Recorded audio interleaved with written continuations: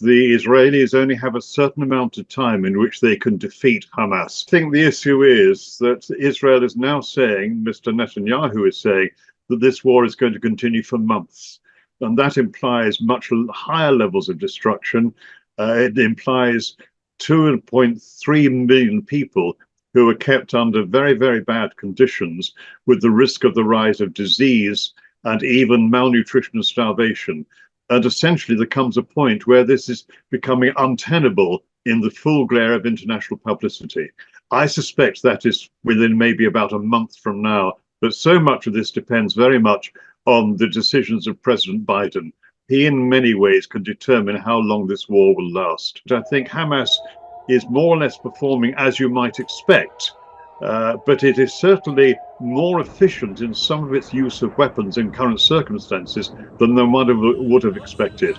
And there have been some examples, double and triple traps in a way that have been set for the Israelis, which they've not been able to avoid. As far as one can tell, the tunnel network is even more extensive than was assumed, I think, even by the Israelis. The sign of that is even now, the great majority of the hostages are still hidden.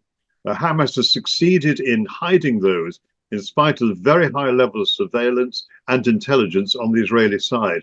And that suggests that this is really more organized, better organized than almost anybody expected, at least in that aspect. They found it much more difficult to handle paramilitary groups such as Hamas or indeed Hezbollah on the ground. And that is even more so when part of the fighting is actually underground.